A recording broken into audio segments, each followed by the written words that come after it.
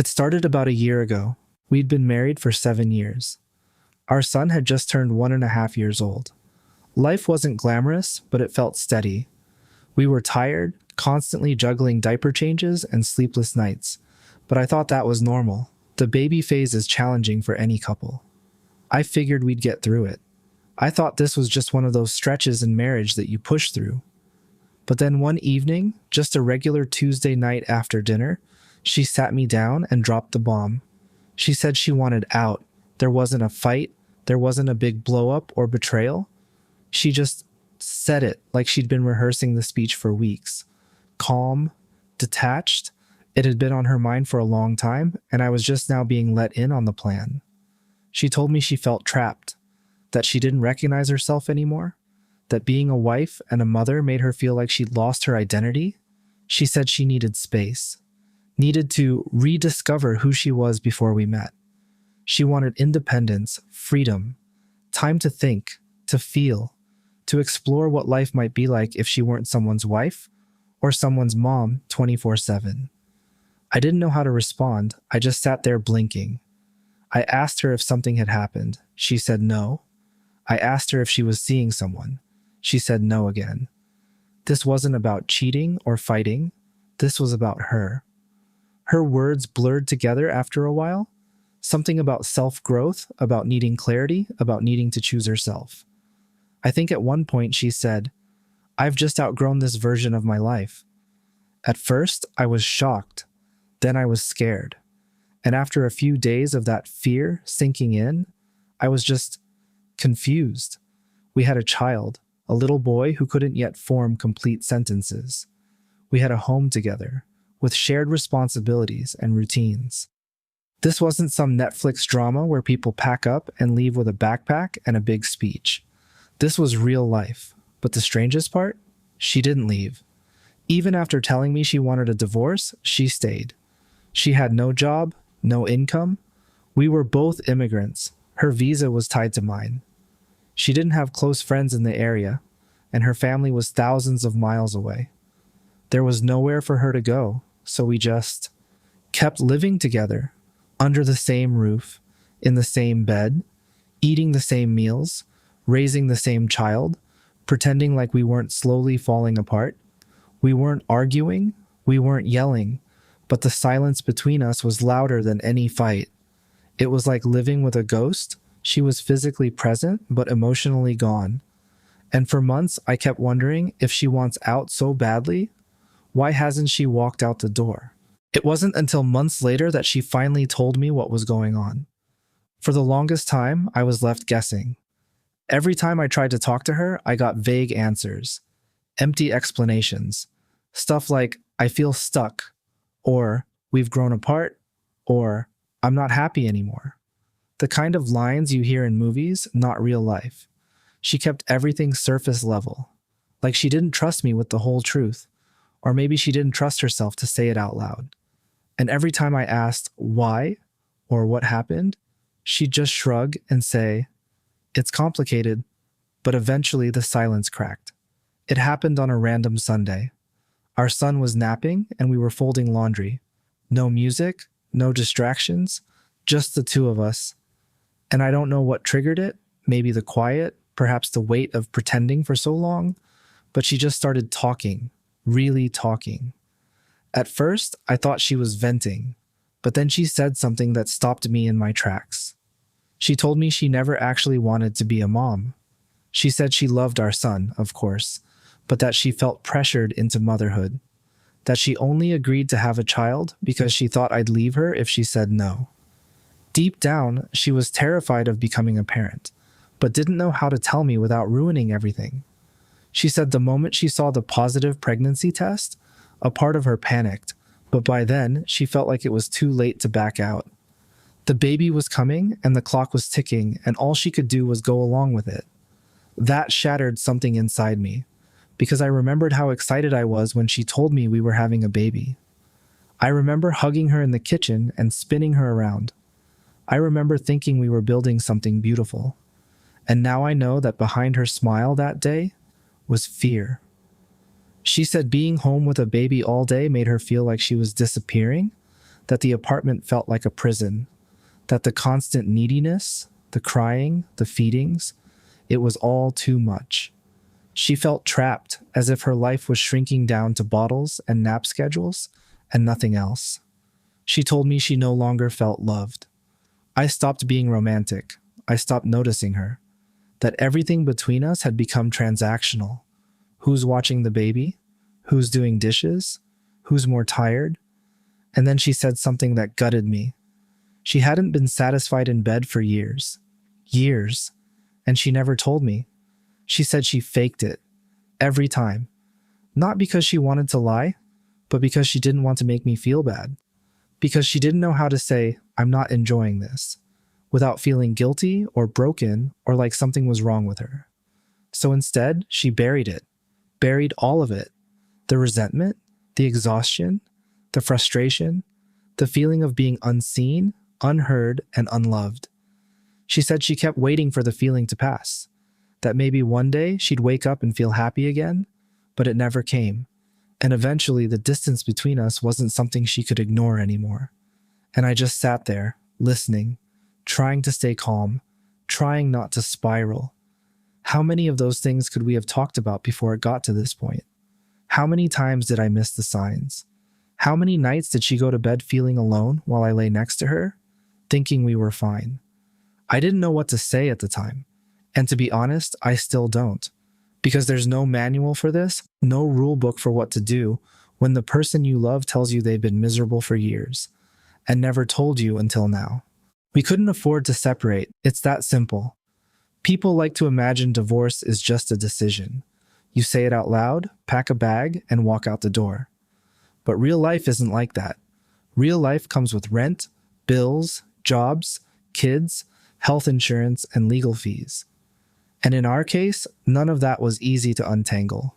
She didn't have a job, hadn't had one since our son was born. She'd left work to be a stay-at-home mom, something we'd both agreed on back then. It made sense at the time. We were both immigrants, trying to make things work in a city that eats money like candy. Childcare costs more than her potential salary, so staying home seemed like the smart move. But now it felt like a trap. Not because I wanted to trap her, but because she had no place to go, no income, no nearby friends she could crash with, no family in the country. And I wasn't about to throw the mother of my child onto the street, even if she wanted out of the marriage. So we stayed under the same roof, in the same small apartment.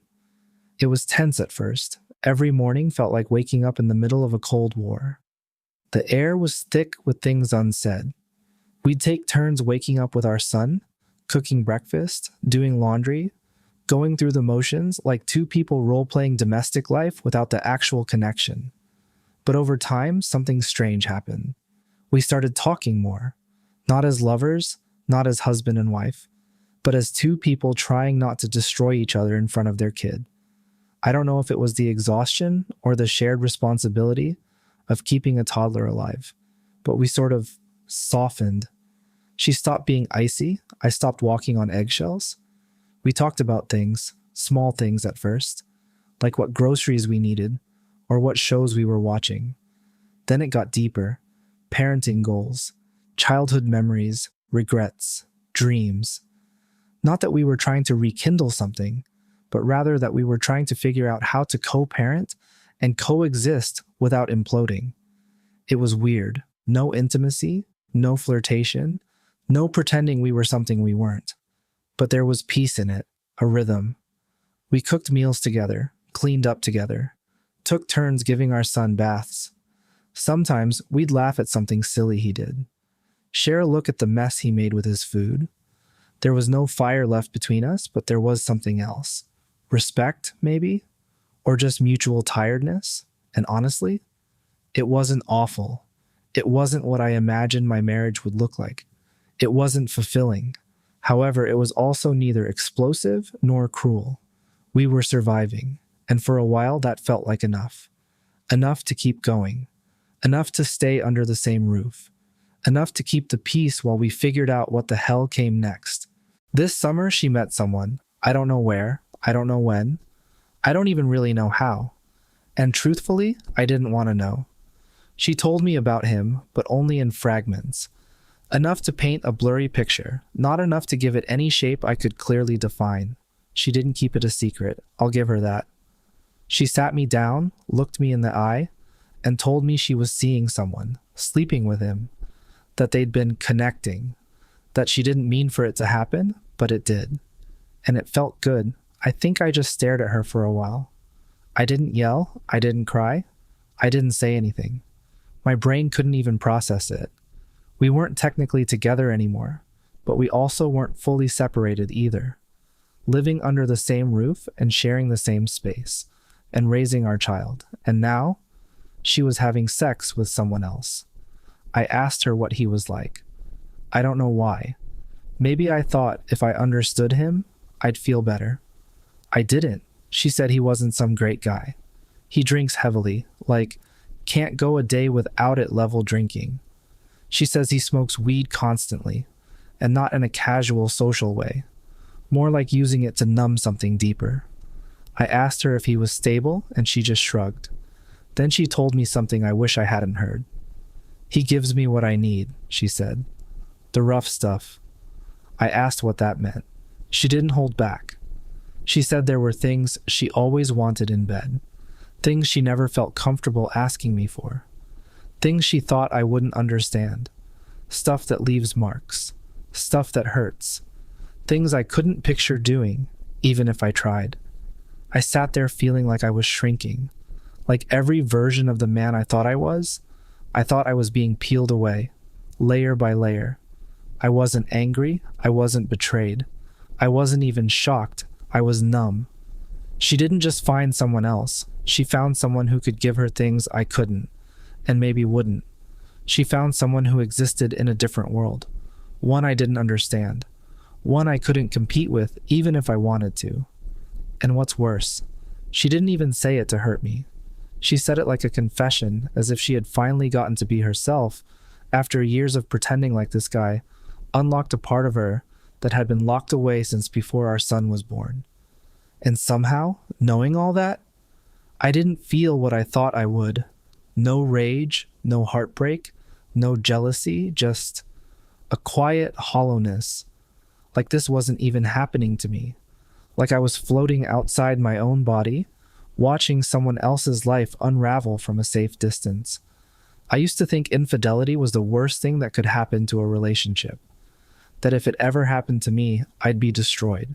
But in that moment, I just felt tired of trying, tired of hoping, tired of pretending like this was salvageable, tired of existing in a relationship where I wasn't wanted, not emotionally, not physically, not in any way that mattered. She had found someone else, and I had finally found the edge of what I could tolerate. I remember sitting on the edge of our bed one night, long after she had fallen asleep, staring at the ceiling and wondering what the hell had happened to us. This wasn't the life I thought I'd be living. I thought I'd be someone's partner, someone's home, not the guy quietly counting down the hours until the next awkward silence over dinner, not the guy watching the woman he married fall for someone who bruises her just to make her feel something. I could feel myself changing. At first, I need to win her back. Maybe I needed to become the kind of man she wanted, the kind who drinks whiskey straight, who slams doors when he's angry, who grabs and takes and throws and leaves marks, not just on skin, but on hearts. But here's the thing, I don't want to be that man. I don't want to drink myself numb so that I can forget the pain for a while. I don't want to scream to feel heard. I don't want to use force to feel wanted. I don't want to live in a relationship that survives on emotional fire just because the quiet feels too much like dying. She says chaos makes her feel alive. That's not life, that's trauma. And the more I watched her run toward it, towards someone who breaks things just to feel like he's in, the more I realized I couldn't keep up. Not because I wasn't strong enough, but because I was too sane to play the game. I know she craves that intensity, that danger, that wild energy, but I also know what it does to her. It burns her from the inside out, and she keeps mistaking the ashes for passion. She needed something I couldn't give her, and I finally admitted that to myself. Even if I tried, if I played the role, mimicked the roughness, matched the volume, faked the edge, she'd see right through it. She'd know it wasn't me. And that fake version of me would break us even faster than the truth did. So I let her go. Not in a dramatic way. I didn't pack her bags. I didn't yell, plead, or cry. I just stepped back. Emotionally, mentally, and sexually, I stopped trying to compete because it's not a competition. It never should have been one. It's just a slow, brutal realization that we grew in different directions, that we fell in love as kids and stayed together as ghosts, that somewhere along the way, she stopped seeing me as her partner and started seeing me as her prison. And here's the part I don't say out loud often. I miss her. I miss who she used to be. I miss who we used to be. I miss the way she used to look at me, as if I were enough. But I also know I can't set myself on fire just to keep her warm. I can't pretend to be someone I'm not so that she doesn't leave. The truth is, she had already left, not physically. Her clothes are still in the closet. Her toothbrush is still next to mine. But emotionally, spiritually, intimately, she's long gone. So now I'm just trying to find my way back to me, the version of myself that doesn't need to compete with chaos to feel like I matter. Sometimes I look at her and wonder how we ended up in this situation. Two people under the same roof, orbiting around each other like strangers, wearing old wedding rings. We were in love once, and not the fairy tale kind. Real love. Messy, chaotic, imperfect, beautiful love. We talked about the future as if it were a place we were already living in. We dreamed about vacations, careers, and what kind of backpack our kid would wear on his first day of school. We fought like hell sometimes, but we fought for each other, not with each other. And now she's sneaking off to some guy who doesn't even try to hide the fact that he treats her like a punching bag, physically, emotionally, or both. And I'm here, microwaving leftovers and wiping applesauce off the high chair, wondering how my life became a waiting room. I wonder when I stopped being someone's partner and became their safety net. Or worse, their plan B. And here's the confusing part. I'm not angry all the time. I'm confused. I'm numb. I'm grieving something that isn't even technically gone yet. I watch her get dressed for nights out like she's 22 again, and I can't tell if I'm jealous of the guy she's going to see or sad for the guy who used to be me. I think back to our early years and try to find the crack. The moment everything changed. Was it after our son was born? Was it when the pandemic hit? Was it when we stopped touching each other casually? Was it when the silence became more comfortable than conversation? Or maybe the break wasn't one moment. Perhaps it was 1,000 tiny ones, like the time she sighed when I asked if she wanted to go out. Or when I stopped texting her during the day because she stopped replying. Or when we both sat on the couch for an entire hour without looking at each other once. That's how it happens, right? It's not fireworks or shouting matches. It's not betrayal in one dramatic swoop. It's slow. It's quiet. It's brushing past each other in the hallway without making eye contact. It's forgetting to say, I love you because you're both too tired to care. It's standing in the same room and feeling completely alone. Sometimes I wonder if we just didn't grow up fast enough. Or maybe we grew up too fast. We became parents before we fully became adults. We made vows before we knew what they meant. And now we're stuck in this in-between space where love used to live but doesn't anymore, and neither of us knows how to leave without burning the whole thing down. So we stay. Not because it's working, but because neither of us knows what else to do. And I think that's the saddest part of all. This is the part that confuses me. The part I almost feel too embarrassed to say out loud, even to the people closest to me. Since she started seeing him. Since she started sleeping with someone else. Confessing her dissatisfaction and pulling further away from me emotionally and physically. Somehow, she's been better at home, more present, more patient, more affectionate. She suddenly started helping more with our son. Not just the big stuff, but the little things too. Making his breakfast and playing with him, not just scrolling on her phone while he runs around. She sings to him again, songs she used to hum back when we were happy. She's nicer to me, too. She doesn't snap as much. She laughs at my jokes now and then. She looks me in the eye when we talk. She doesn't flinch when I reach for something near her. There's this weird ease between us that didn't exist a year ago. No tension, no fights about laundry or childcare or who's more exhausted, no cold shoulders. It's like she's lighter, and I know why. All the emotional chaos, all the fire, the frustration, the sexual tension, the bitterness, it's not landing on me anymore. It's being funneled somewhere else into him, into the guy she's seeing, in the relationship she's using to blow off steam, escape, feel alive, or whatever it is she gets out of it. And what's left behind in this house with me is peace. And that peace, it feels like a betrayal because I should be disgusted. I should be outraged. My wife is cheating on me openly, unapologetically, and yet somehow I'm walking into a calmer home. She kisses our son's forehead at bedtime. She folds my laundry. She offers to pick up groceries. It's like I've become the safe place again.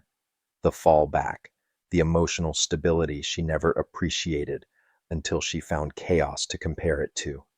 And I'm not proud of this, but part of me is relieved. Relieved that we're not fighting anymore. Relieved that she isn't screaming or crying or slamming doors. Relieved that I don't have to carry the weight of both of our sadnesses all the time. And that relief, it brings shame. Because what does that say about me? That I'm willing to tolerate this bizarre, broken version of a marriage just because it's easier than the war zone we were living in before. Does it mean I've given up? Does it mean I never really believed in us to begin with? Or does it just mean I'm tired? Tired of trying to fix something that wants to stay broken. Tired of hurting. Tired of wanting her to love me again. Maybe I've accepted that this is as good as it gets. Perhaps I'm clinging to whatever scraps of comfort I can find while waiting for the next blow to land. Or maybe this is the best we've ever been. And that might be the saddest part of all. We haven't told anyone. Not our families, not our closest friends, not even the people who've known us since before we were us. Because how do you even begin to explain something like this? What words do you use when nothing about your relationship fits into the categories people understand? Imagine trying to say, we're still married, still living in the same apartment, still raising our son together, like everything's fine on the outside. But, oh, by the way, she has a boyfriend. Yes, I know about him. No, she doesn't hide it. Yes, he's toxic. And no, I'm not leaving. It sounds like a joke, like the kind of story someone posts on Reddit and everyone in the comments says, this has to be fake. But it's real.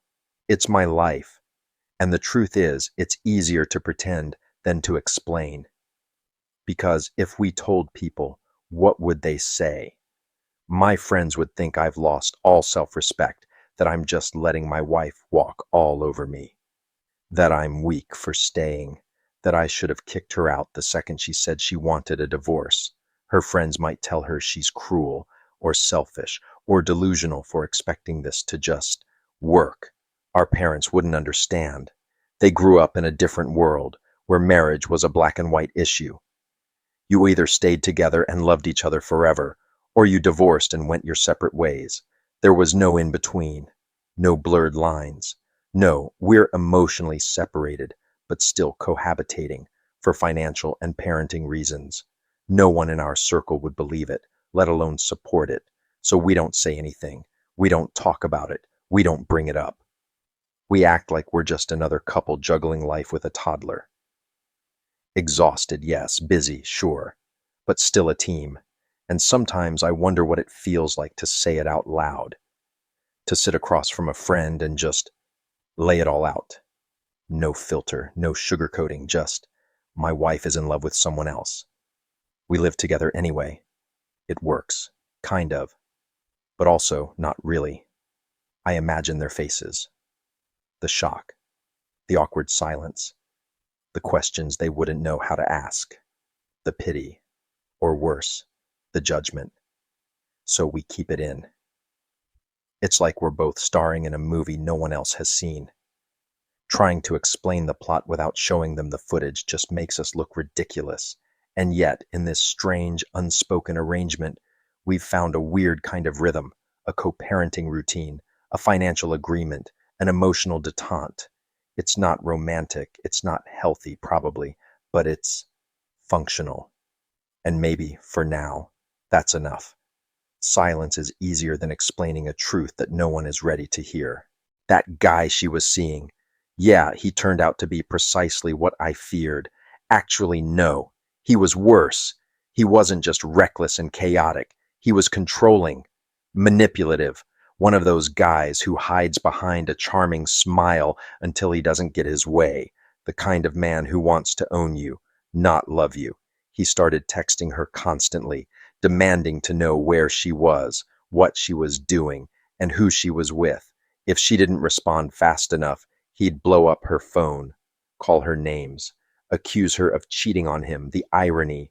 It didn't take long before it got dark.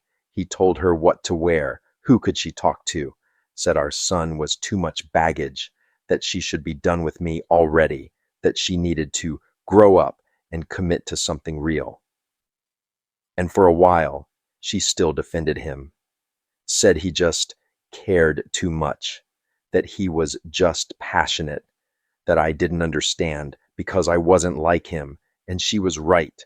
I wasn't like him. I didn't scream at her. I didn't tell her who she could be friends with.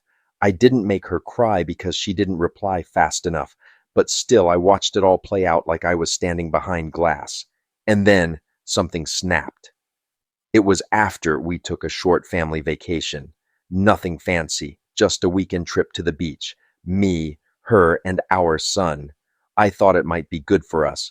A break from the tension, a reset. He didn't see it that way. He told her she wasn't allowed to go. Allowed. Like he owned her. Like she was his property. And for the first time in a long time, she stood her ground. She went with us anyway. We built sandcastles, ate sour ice cream, took blurry photos of our kid chasing seagulls. We laughed. For a moment, it almost felt normal again. When we got back, she found out he'd blocked her. Everywhere. No texts, no calls, no explanation. Just gone. And you'd think I would have felt vindicated. Like, see? I told you so, but I didn't. I didn't feel smug. I didn't gloat. I didn't even mention him. I just felt tired. Bone deep tired.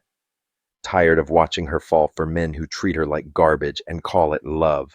Tired of seeing her mistake chaos for passion and think pain is the same thing as intensity.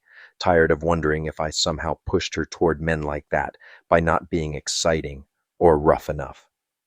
By being too calm, too steady, too boring. And more than anything, I was tired of caring more about her happiness than my own. Because that's what I'd been doing for years, putting her comfort above mine. Carrying the emotional weight so she wouldn't have to, letting her figure herself out while I lost myself in the process. So when was he finally out of the picture? I didn't try to step in and take his place. I didn't try to be the rebound or the nice guy waiting in the wings. I just let her go. Not out of resentment, not out of spite, but because I finally realized I couldn't save her from herself. And maybe, just maybe, it wasn't my job to try anymore. That's the question, isn't it? The one I keep circling, like a loose thread I'm too afraid to pull. If she came to me tomorrow, eyes soft, voice trembling, and said, "I'm sorry. I made a mistake. Let's fix this. Let's go back to who we were." Would I say yes? Would I take her hand, wipe the slate clean, and start over? I've played out that scene 1,000 different ways in my head. Sometimes I imagine the hopeful version, us sitting down, having honest conversations, going to therapy, finding each other again slowly, piece by piece. I envision our son growing up in a home filled with laughter rather than tension. I imagine rediscovering the parts of her I fell in love with, the way she used to look at me when I made her laugh, the way she used to curl up with me on the couch after a long day, the way her hand used to find mine without thinking. But then I remember the other scenes, the ones where she shut down emotionally, the way she walked around like I wasn't even there, the way she left the house dressed up, knowing exactly where she was going, while I stayed back to put our son to bed. I remember the betrayal, not just the affair, but the silence before it, the months of emotional starvation, the way she looked me in the eyes and lied about being just tired or stressed, and suddenly the fantasy breaks apart, because even though I still love her, some part of me probably always will, I don't trust her anymore. And worse, I'm not sure if I trust myself. I've spent so much time bending and shrinking and compromising to make this work. I don't even know what I want anymore. Do I want the version of her I remember, or do I just want to feel wanted again? Do I want her, or do I want to believe that everything I went through wasn't for nothing? That all the pain, all the sacrifice, all the nights I lay awake wondering what I did wrong meant something? There's something broken in this marriage, cracked down the middle, hairline fractures spreading in every direction. And I keep wondering, can it be glued back together? Can trust be rebuilt? Can love grow in a garden that's already burned? Or are we just two people holding the broken pieces of a life we once promised to build, staring at each other in silence, pretending it still fits? I wish I had an answer, but right now, I just don't know. We still share the same apartment. We still take turns waking up early with our son. We still argue about whose turn it is to buy milk, and we still laugh sometimes at dumb memes, at old inside jokes, at things only two people who have built a life together would understand. But it's not the same. Not really. She's still studying and trying to complete her degree, while also working to become her authentic self again. There are notebooks scattered across the dining table, sticky notes on the fridge. She studies late into the night, headphones in, eyes focused. I admire that about her. I always have, that drive, that quiet hunger to grow. And me, I'm still here too, working, cooking, parenting, carrying the pieces of the man I used to be, and trying to build something new with them. We no longer discuss divorce daily. It's no longer the looming threat it once was. It doesn't sit between us at dinner like a ghost, waiting to be acknowledged. But it's not gone either. It lingers. Sometimes she'll say something like, maybe we'll figure it out. And I'll nod. Sometimes I'll say, do you ever think we could go back? And she'll change the subject. We're in this strange in-between space. We're not married, not the way we were. We're not divorced, not yet. We're just here, treading water in the same house, sharing the same responsibilities, and living parallel lives that only occasionally intersect. When our son laughs, we both smile. When he gets a cold, we both take turns wiping his nose. When he learns a new word, we both look at each other with pride. But when it comes to us, there's a silence, a gentle one, not angry, not bitter, just tired. It's like living with a memory. She feels familiar.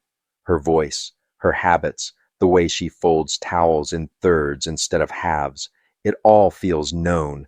But the warmth that used to come with that familiarity, it's faded. Some nights I lie awake next to her and wonder if we're just here because it's easier than leaving, because breaking everything apart feels too big, because we're afraid of what it would do to our son.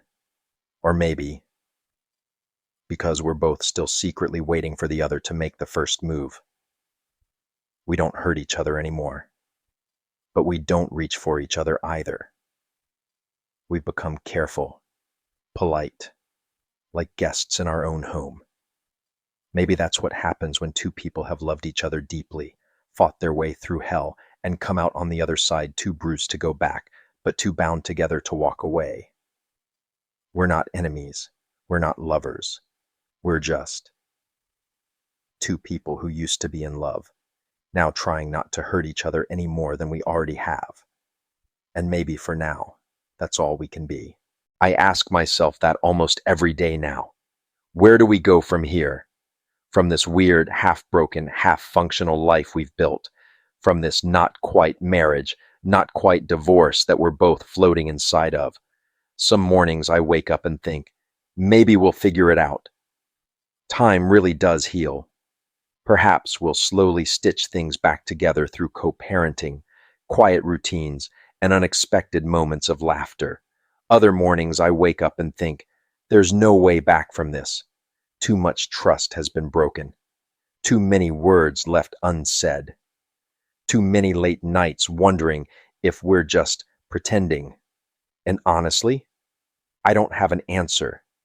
I don't have a 5-year plan. I don't have a neat little bow to tie this story with. I can't tell you that we're going to make it, or that we're going to split, or that we'll be better for it either way. Maybe next year I'll look back at this moment and laugh at how messy it all felt, at how dramatic I sounded, at how uncertain everything seemed. Or maybe I'll read this and think, God, you had no idea what was coming. Maybe we'll be divorced by then, living in different apartments, swapping custody and texting about school pickups, pediatrician appointments, and nothing more. Or maybe, just maybe, we'll still be here, still together, still under one roof, a little more healed, a little more honest, maybe even still in love, though I try not to get my hopes up. But I'm not betting on either, because if I've learned anything, it's that life doesn't go the way you script it. People don't follow your expectations. Love doesn't guarantee happiness, and marriage sure as hell doesn't guarantee forever. All I know is this: I'm doing my best. I show up for my son. I get up early. I pack lunches. I hold his hand when he's scared of the dark. I tell him he's safe even on the days I don't feel safe myself. I'm doing my best for myself too, trying to find small moments of peace, of identity, of self-respect. First journal. I go for walks. I cry in the car when I need to. I try not to lose sight of the fact that I matter, even when no one says it out loud. And strangely, I'm still doing my best for her. I don't resent her. Not really. She's broken in ways I can't fix, but I still want her to be okay, for her sake, for our son's sake, for the years we shared and the life we tried to build. I don't know what our story will ultimately look like. Maybe it's a slow fade. Maybe it's a miracle recovery. Maybe it's just one chapter of something even bigger. But right now, this is where we are. And sometimes, just waking up, showing up, and holding it all together the best you can, that has to be enough.